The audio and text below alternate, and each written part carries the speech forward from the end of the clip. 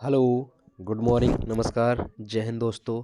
मैं अश्विनी गंगवार स्वागत करता हूं आपके अपने यूट्यूब चैनल डी के कैरियर क्लासेस में। और कैसे हैं साथियों, कैसी चल रही है आप सब लोग की तैयारी। उम्मीद करता हूं सब साथी अच्छे होंगे और सब लोग की तैयारी भी अच्छी चल रही होगी। साथियों, जैसा कि जानते हैं हम लोग इतिहास की सीरीज पढ़ रहे हैं जिसमें हम लोग संपूर्ण इतिहास को जानेंगे। तो उसी में हम भारत के प्राचीन इतिहास को जान रहे हैं।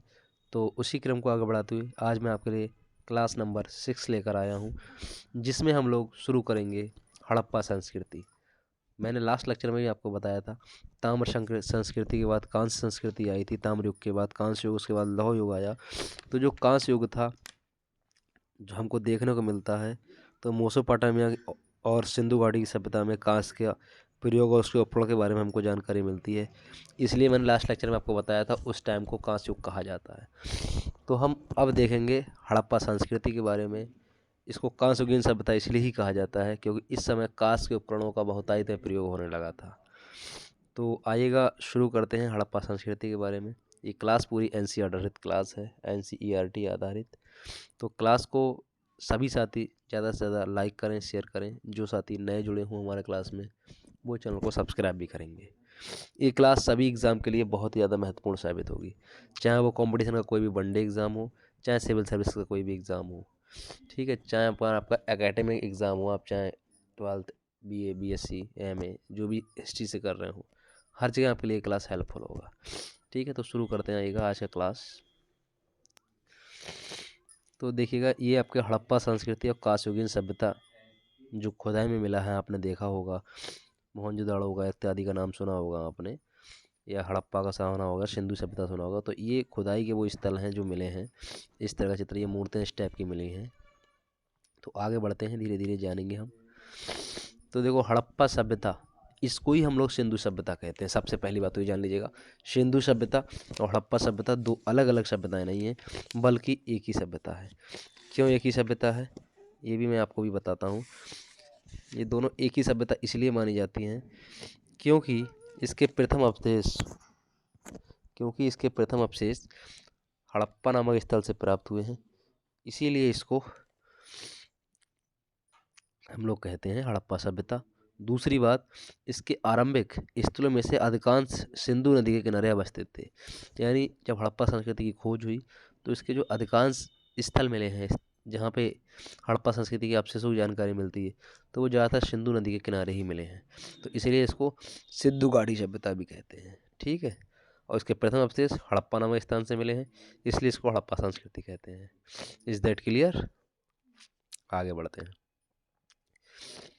एक पुरातत्वविद हैं गार्डेन चाइल्ड, इन्होंने सिंधु सभ्यता को भारतीय उपमहाद्वीप में प्रथम नगरीय क्रांति या फर्स्ट अर्बन सिविलाइजेशन कहा है।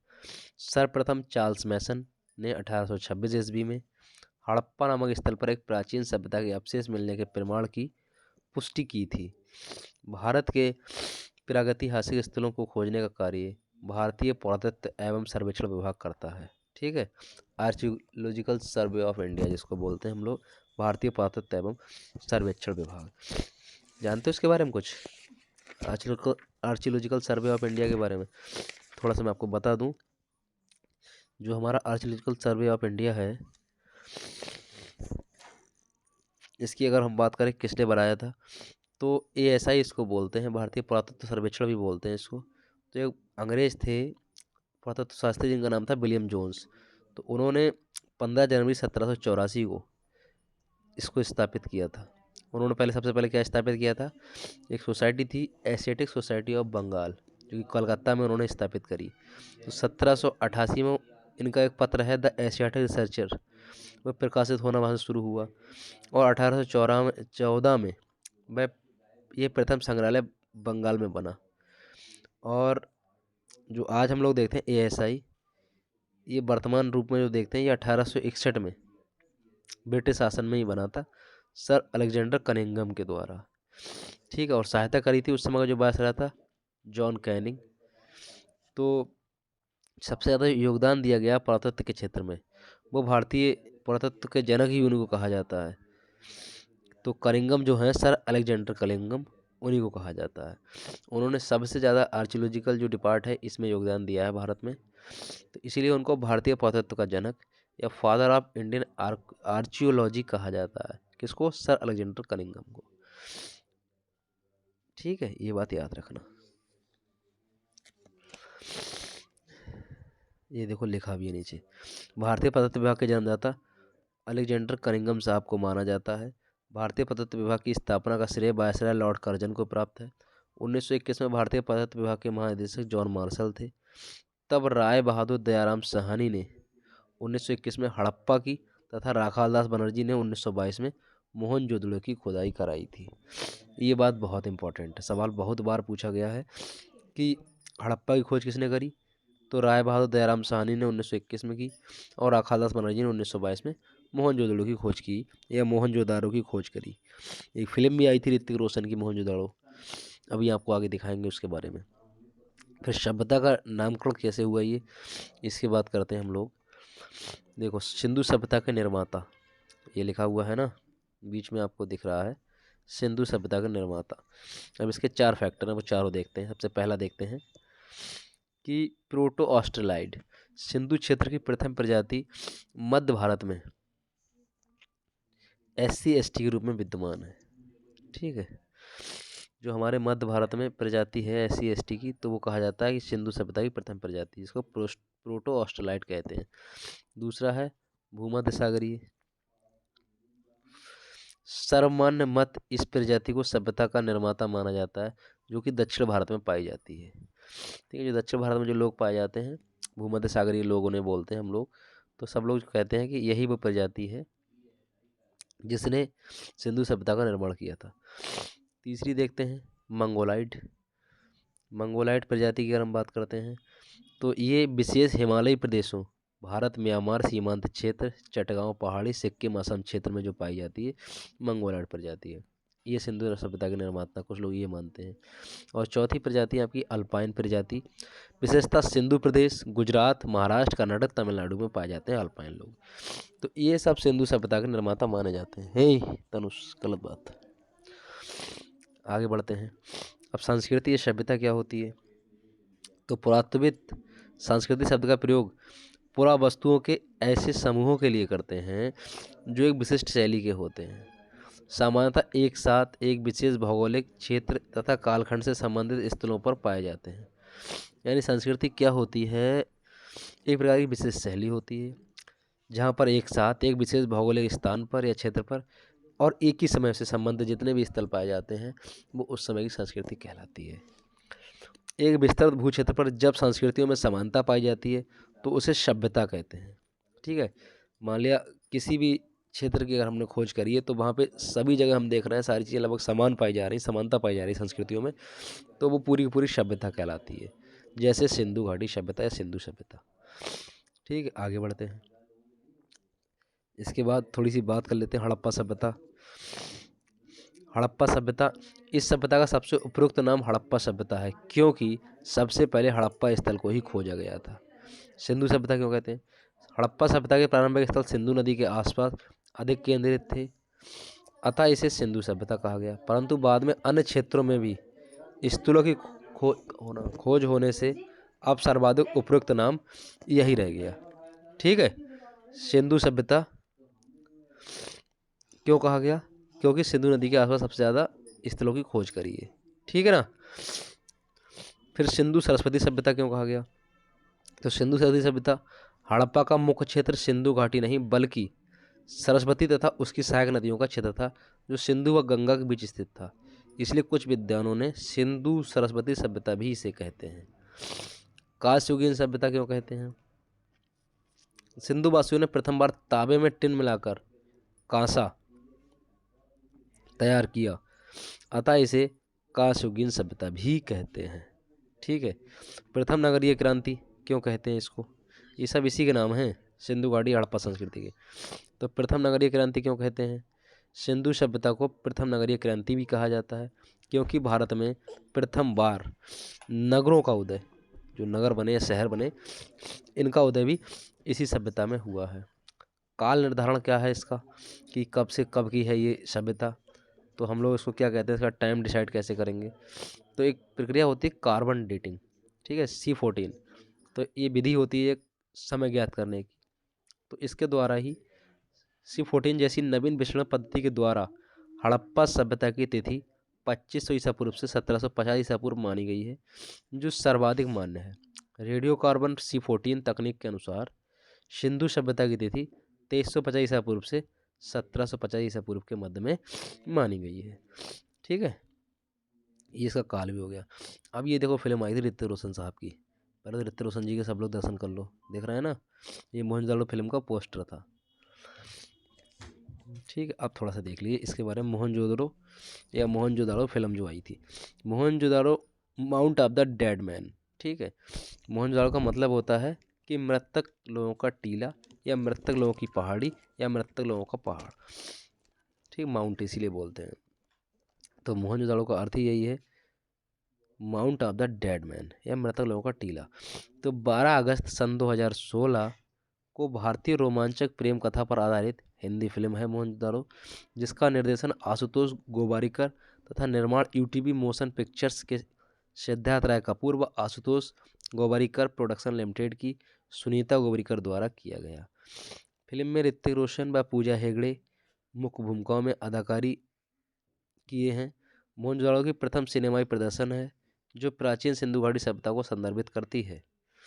इस महान नगर मोहनजोदड़ो को यूनेस्को द्वारा विश्व धरोहर के तौर पर अंकित किया गया है।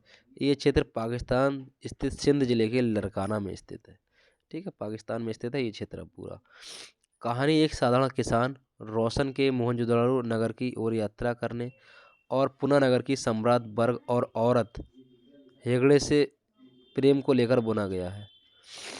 ठीक है, एक किसान है रोशन नाम का इसमें ऋतिक रोशन, और वहाँ से एक औरत से इसको प्रेम हो जाता है, उसके ऊपर कहानी है, जिसके परिणाम में नगर के अवजात वर्ग की चुनौती डलता है।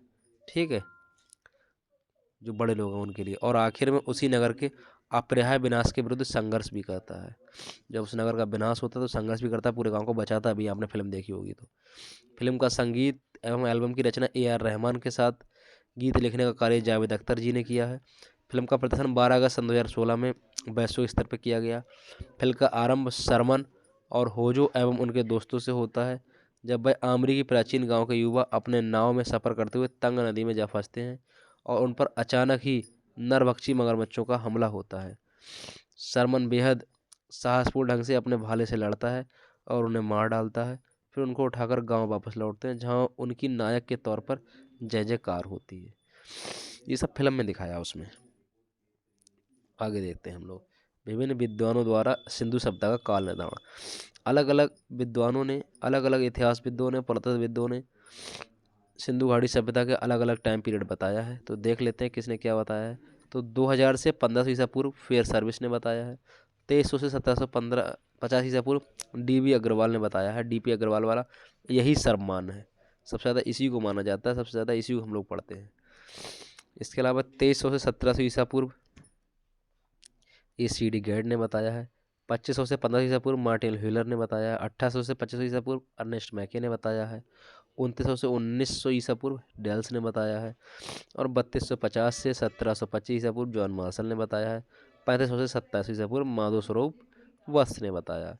लेकिन हमको याद ये रखना है कि सिंधु घाटी या सिंधु सभ्यता का काल निर्धारण तो भैया यही है, वो 2350 ईसा पूर्व से लेकर 1750 ईसा पूर्व तक DP अग्रवाल का। ये याद रखना, DP अग्रवाल वाला सबसे इंपॉर्टेंट यही है। आ जाओ, सिंधु घाटी सभ्यता कितनी पुरानी है इसके बारे में चर्चा करते हैं। भारतीय पुरातत्व विभाग और IIT खड़गपुर के वैज्ञानिकों ने सिंधु घाटी सभ्यता की प्राचीनतमता को लेकर कई नए तत्वों की खोज करी है। तो प्रमुख बिंदु कौन कौन से हैं देखिएगा।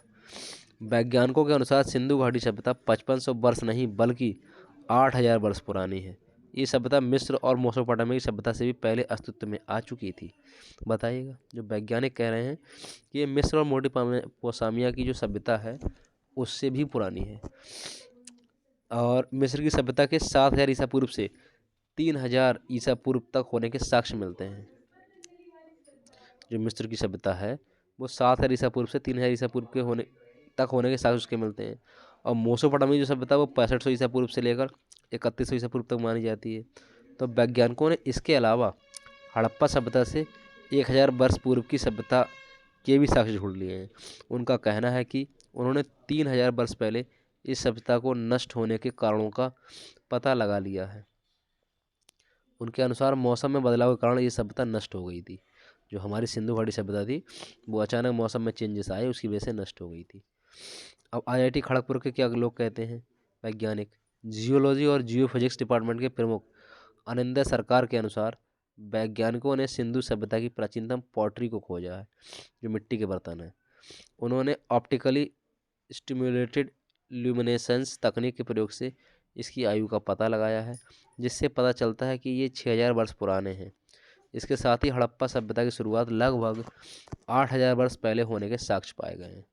तो ये तो भैया मेसोपोटामिया की सभ्यता और मिस्र की सभ्यता से ही पुरानी हो गई है कि नहीं भाई। सिंधु घाटी की सभ्यता की इतनी बात अगर पुरानी हम करते हैं तो वैज्ञानिक कह ही रहे हैं 8000 वर्ष पुराने होने के साक्ष्य मिलते हैं, क्योंकि मिस्र की सभ्यता 7000 ईसा पूर्व से 3000 ईसा पूर्व तक मानी जा रही है। अब मेसोपोटामिया की 6500 ईसा पूर्व से लेकर 3100 ईसा पूर्व तक मानी जा रही है, लेकिन ये वैज्ञानिक कह रहे हैं कि 8000 वर्ष पहले तक के साक्ष्य इसमें मिले हैं। हालांकि हम लोग 2300 से 1750 ईसा पूर्व तक पढ़ते हैं DP अग्रवाल के अनुसार, लेकिन साक्ष्य कह रहे हैं कि ये लगभग हमारी सभ्यता 8000 वर्ष पुरानी है। अगले, वैज्ञानिकों की टीम इस बात का अध्ययन करने में जुटी थी कि सिंधु घाटी सभ्यता का विस्तार हरियाणा के भिर्राना और राखीगढ़ी में था। अब तक इस सभ्यता के प्रमाण पाकिस्तान के हड़प्पा और मोहनजोदड़ो के अलावा भारत के लोथल, धौलावीरा और कालीबंगन में ही मिले थे। वैज्ञानिकों ने भिर्राना की नई स्थलों पर उत्खनन किया। एक स्थान है भिर्राना, वहाँ पर जो नए स्थल मिले हैं। इस दौरान उन्हें जानवरों की हड्डियाँ, गायों के सींग, बकरियों, हिरन और चिंकारे के अवशेष मिले। इन सभी की कार्बन 14 के द्वारा जांच की गई, जिससे पता चला कि उस दौर में सभ्यता को किस तरह की पर्यावरणीय स्थितियों का सामना करना पड़ता था। आगे, शोधकर्ताओं का मानना है कि सिंधु घाटी सभ्यता का विस्तार भारत के काफ़ी बड़े हिस्से में हुआ है। ठीक है, ये सिंधु नदी के किनारे से लेकर लुप्त हो गई थी। ये सभ्यता सरस्वती नदी के किनारे तक बसी थी, लेकिन इस बारे में बहुत ज़्यादा अध्ययन नहीं किया गया है, क्योंकि सिंधु घाटी सभ्यता के बारे में ज़्यादातर जानकारियाँ अंग्रेज़ों की ओर से कराए गए अन्वेषणों से ही मिली हैं, जो उस समय अंग्रेज़ों ने खोजें कराई थी। बाद में प्रयास नहीं किया गया ज़्यादा। आगे, हड़प्पा सभ्यता को अपने आखिरी चरण में खराब मानसून का सामना करना पड़ा था या पड़ा होगा। इसी कारण बड़े पैमाने पर लोगों ने पलायन किया और लोगों की संख्या में गिरावट आई। जब मौसम खराब हुआ तो लोग वहाँ से जाने लगे और लोगों की संख्या में गिरावट आई। वस्तुओं के खाली हो जाने के बाद हड़प्पा की लिपि भी समाप्त हो गई। शोधकर्ताओं के अध्ययन के अनुसार लगभग 7000 वर्ष पहले मानसून कमज़ोर होना शुरू हुआ था, लेकिन लोगों ने इससे हार नहीं मानी और अपने तौर पर तरीकों में बदलाव किया। लोगों ने अपने फसलों के पैटर्न को बदला और घर में पानी को जमा करने के लिए स्टोरेज सिस्टम भी विकसित किए। ठीक है, तो हड़प्पा से कुछ भौगोलिक स्थल मिले हैं, कुछ स्थान मिले हैं हड़प्पा के आसपास, वो देख लेते हैं कौन कौन से मिले हैं। एक तो मिला है मांडा, आपने नाम सुना होगा मांडा नामक स्थान। तो अखनूर जिले में चिनाब नदी के दक्षिणी तट पर स्थित है। ये विकसित हड़प्पा सभ्यता का सर्वाधिक उत्तरी स्थल है। ठीक है, जम्मू कश्मीर साइड में ये सबसे उत्तरी स्थल है ये मांडा। इसका उत्खनन 1982 में जगपत जोशी व मधुबाला ने करवाया था। हड़प्पा काल में मृदभांड व मिट्टी के टीकरे यहाँ से मिले हैं और मांडा में 3 सांस्कृतिक स्तर प्राक सैंदव तथा उत्तर सैंदव मिले हैं। आलमगीरपुर, इसका नाम आपने सुना होगा, ये हड़प्पा संस्कृति से संबंधित है। ये हमारे उत्तर प्रदेश में मिला है, मेरठ जिले में हिंडन नदी, ये हिंडन नदी आपने सुनी होगी, यमुना नदी की सहायक है, इसके तट पर स्थित है। इस स्थल की खोज 1958 ईस्वी में भारत सेवक समाज संस्था द्वारा की गई थी। इसका उत्खनन कार्य यज्ञदत्त शर्मा द्वारा किया गया। ये बहुत बार पूछा गया है कि आलमगीरपुर जो स्थल है ये कहाँ है, मेरठ में है और कौन सी नदी के किनारे है, किसने खोज करी थी, तो यज्ञदत्त शर्मा जी ने करी थी, हिंडन नदी के किनारे है। ठीक है, ये सिंधु सभ्यता का सर्वाधिक पूर्वी स्थल है। ठीक है, ये बात भी याद रखना कि सर्वाधिक पूर्वी स्थल कौन सा है, तो ये भैया हमारा आलमगीरपुर है सिंधु सभ्यता का। सिंधु सभ्यता के उत्तरकालीन अवशेष मिले हैं यहाँ पे। रोटी बेलने की चौकी, जिसको हम लोग आज पटा कहते हैं, चटपटा बेलन ना होता जो, जिसमें हम लोग रोटी बेलते हैं, तो वो रोटी बेलने का चौका या चौकी मिली है, तथा कटोरे के अनेक टुकड़े भी प्राप्त हुए हैं यहाँ से। अब एक स्थान है दैमाबाद। ये भैया महाराष्ट्र के अहमदनगर जिले में प्रवरा नदी के किनारे पर पाया गया है। सैंदव प्रकार का एक मानव समाधान भी यहाँ मिला है, जहाँ एक गर्त में युवा पुरुष का शव पाया गया है तथा इसे उत्तर दक्षिण में लिटाया गया। ये मैंने कल वाला लेक्चर में बताया था कि शवाधान उत्तर दक्षिण में किया गया है दैमाबाद में, महाराष्ट्र में, सब बताया था मैंने, कल चित्र भी दिखाया था। गर्त में ईंटों की चिनाई करने के बाद उसे मिट्टी तथा ईंटों से ढका गया है तथा कर्व के उत्तर की ओर एक पत्थर भी मिला है, यहाँ से तांबे का रथ प्राप्त हुआ है। ये सब दैमाबाद में मिला है। ठीक है, दैमाबाद महाराष्ट्र में पड़ता है। दैमाबाद सैंधव सभ्यता का सबसे दक्षिणी स्थल है। पूरा पश्चिम उत्तर दक्षिण वाले स्थल बता रहे हैं ये हम लोग, सैंधव सभ्यता के, हड़प्पा सभ्यता के। तो दैमाबाद सबसे दक्षिणी स्थल है। ठीक है, याद हो रहा ना आपको। मांडा सबसे उत्तरी, ठीक है, आलमगीरपुर सबसे पूर्वी और दैमाबाद सबसे दक्षिणी स्थल हो गया। अब देखो, आ जाओ अगले, सुतकागेन-डोर। ये दास्क नदी के किनारे स्थित हड़प्पा सभ्यता का सबसे पश्चिमी स्थल है। इसकी खोज 1927 में सर मार्क ऑरेल स्टाइल ने की थी। इसका दुर्ग एक प्राकृतिक चट्टान पर स्थित था और यहाँ से कोई मोहर तथा उत्कीर्ण वस्तु नहीं मिली है। अब देखो, ये मांडा अखनूर जिला में है, पहला स्थान भी मैंने आपको बताया है। और कहाँ है ये? जम्मू कश्मीर में है, चिनाब नदी के आसपास। देखो, ये चिनाब नदी आ रही है, ये चिनाब नदी आ रही है और ये मांडा यहाँ से मिला है चिनाब नदी के किनारे, अखनूर जिला में। ठीक है, पूर्वी सबसे उत्तरी स्थल हो गया। इसके बाद दूसरा स्थान, ये हिंडन नदी जा रही है, इसके किनारे आलमगीरपुर ये मिला है, उत्तर प्रदेश में मेरठ जिला में। तो सबसे पूर्वी स्थान हो गया ये, पूरब में, ये देखो पूरब। फिर सबसे पश्चिमी सुतकागेन-डोर बलूचिस्तान में मिला है, पाकिस्तान प्रांत में, दास्क नदी बह रही है इसके किनारे। दक्षिण वाला तो भैया ये महाराष्ट्र है पूरा हमारा, तो महाराष्ट्र का एक जिला है, तो दैमाबाद में ये मिला है, अहमदनगर जिला में। ठीक, गोदावरी नदी के किनारे। तो ये हो गई सारी बातें चारों। हुलास एक स्थानीय है, उत्तर प्रदेश के सहारनपुर जिले में है, यहाँ से गेहूं की खेती के साक्ष्य मिले हैं, इंपॉर्टेंट बात है ये भी। तो ये तुम्हारे हो गए हड़प्पा के 4 भौगोलिक स्थल। और आज का क्लास ज़्यादा बड़ा नहीं करेंगे, यहीं तक रखेंगे। ठीक है, हड़प्पा संस्कृति हम लोग 3 क्लासों में ख़त्म करेंगे। तो कैसा लगा आपको आज का क्लास, सभी लोग कमेंट करके ज़रूर बताएंगा। और क्लास की चीज़ें क्या समझ में आ रही, क्या नहीं समझ में आ रही, कहीं पे कोई प्रॉब्लम हो रही हो तो भी बताइएगा मुझे कमेंट करके। और बाकी आप लोग वीडियो को ज़्यादा से ज़्यादा लाइक करा करें, शेयर करा करें। यदि आप हमसे सोशल मीडिया हैंडल्स पर जुड़ना चाहते हैं तो आप हमको फेसबुक, इंस्टाग्राम और यूट्यूब पर डायरेक्ट सर्च करके ज्वाइन कर सकते हैं। इसके अलावा व्हाट्सएप ग्रुप या टेलीग्राम ग्रुप में लिंक हमारे पड़े हुए हैं डिस्क्रिप्शन में, आप वहाँ से ज्वाइन कर सकते हैं। बाकी और भी किसी क्वेरी के लिए आपके लिए हमारे इसी वीडियो के नीचे कमेंट भी कर सकते हैं और डिस्क्रिप्शन में हमारे कॉन्टैक्ट नंबर ही पड़े हैं, आप वहाँ से भी बात कर सकते हैं। ठीक है, इसी के साथ आज की वीडियो यहीं तक, मिलते हैं नेक्स्ट लेक्चर में नेक्स्ट वीडियो के साथ। Okay, bye, thank you.